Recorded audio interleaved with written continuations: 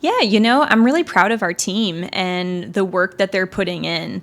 Coming off of a great competition in Vegas, we intentionally scheduled a really competitive matchup to be able to prepare to compete at the highest levels and against the toughest opponents. And so I'm really happy with the way our team handled the adjustments, being adaptable, traveling out to the West Coast, and really being unfazed by anybody else in the building. And they just kept putting their head down and working and doing the things that they could control to lead to a great outcome. And so I'm happy with where we started. There's still a lot more to do. There's still some things to not do when it comes to competing out there on the competition floor. And so we're working to make those tweaks as we move into a big Friday night matchup.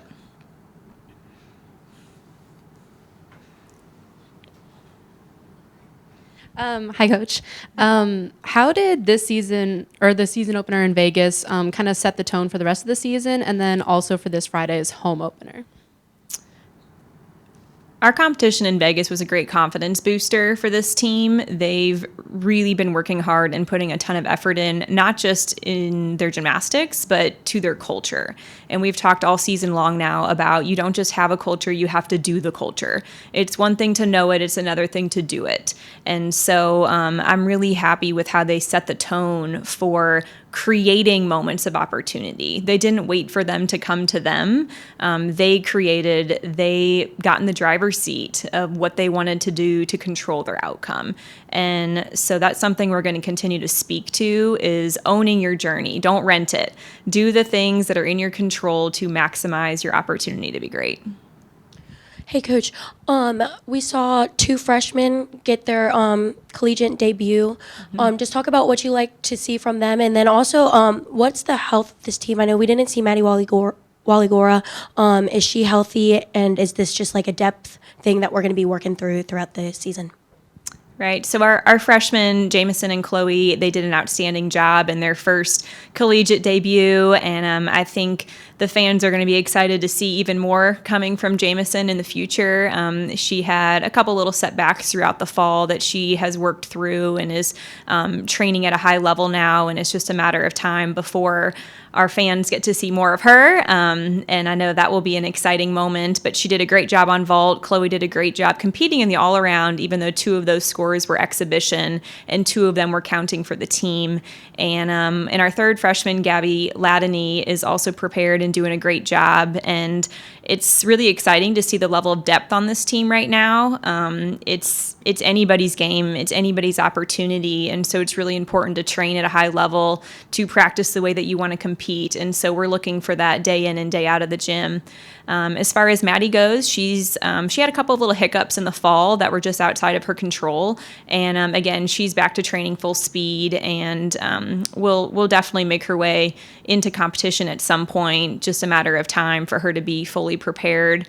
But overall, I think our health is on an upward swing right now. I think we've beat some sickness and some small little hiccups in the road to be back to training full out. And again, this team is strong. There's a lot of depth. It's easy to say that, though, in the beginning of the season. And so we're keeping the end in mind and wanting to have 18 healthy bodies that are ready to compete at the highest levels once we get to that postseason timeframe as well. Coach, your team has goals of winning the national championship when it's all said and done. Even at this early point in the year, what's the focus level and commitment towards that goal from the girls? It's the best thing when you've got a team with a chip on their shoulder, and this team left last season in a bit of a heartbreak fashion for them, and so they've carried that with them throughout the summer, throughout the preseason, and I think the biggest difference I see in this team is that they're eager to step into the hard conversations for the betterment of the team. They're willing to do whatever it takes to make sure it's a team first mentality, that they don't get distracted with the individual things and disappointments that may come along the way. They really have a team first mentality. So I think we're off to a strong start. But I also think it's important not to get wrapped up with 1 week. It's a long season. We always talk about it's a marathon, not a sprint. So we're going to take our wins. We're going to take the lessons that we've learned and put them into practice and not get caught up in the outcome. We're going to win the moment. We're going to take each moment, each opportunity as it comes, and use our tools to just keep getting better. So this is your second year as the Alabama head coach, and you're following in the footsteps of big dynasties like Dana Duckworth and Sarah Patterson. Do you put any thought into your Alabama legacy and like whether you want to make a dynasty like them at all? Yeah, of course. I mean, coming to the University of Alabama, I mean, this program, it's in the DNA to compete for championships, to be on the biggest stage, the biggest platform, and to help our athletes achieve greatness. But I think what I want to be is I want to be the one that's supporting our athletes to be the star of their own show. I want them to be center stage. I want them to have the platform to share their story, to make a difference gymnastically, to be successful women, to be trailblazers. And so my hope, my goal is to equip my athletes for the breakthrough, to help them conquer the things that they don't know that they can conquer when they come in as a freshman, but as they leave here as seniors, they're ready to take on the world. They're ready to be difference makers. Last week, heading into Beam, you guys, teams were struggling all night. What does it say about your team to go out there and have 5 routines hit? And how will you use that moving forward into, especially this week against a top 5 team? I think our Beam team showed a great deal of resilience in that moment. It's really tough to end on the beam, and we actually chose that rotation.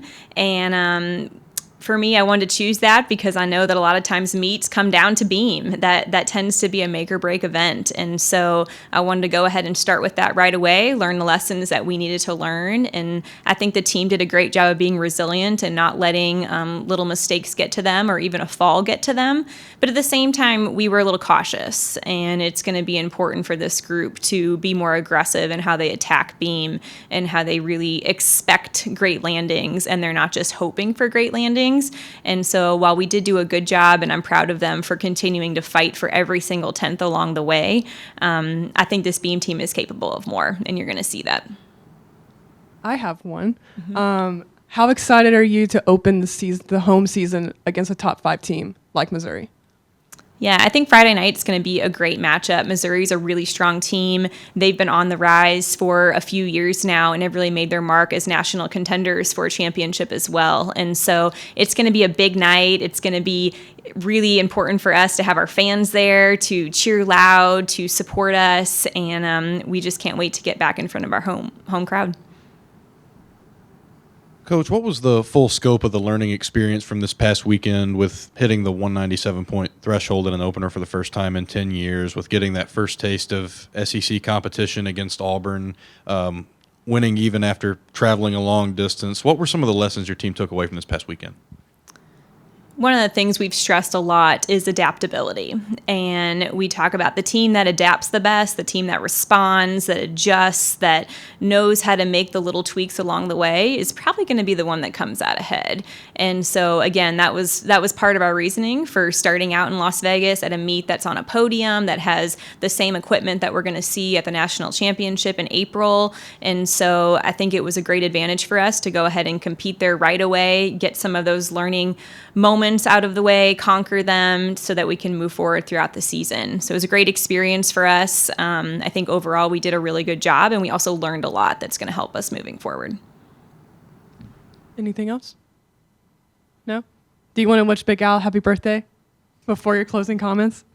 Sure. Yeah, I think it's going to be a fun Friday night for families, for kids, celebrating Big Al's birthday, and just looking forward to seeing everybody. Our crowd is our family, and I know our team is really eager and excited to connect, to be in that environment again where it's just such a special feeling. So back to Sweet Home Alabama, roll Tide, and we'll see you Friday night.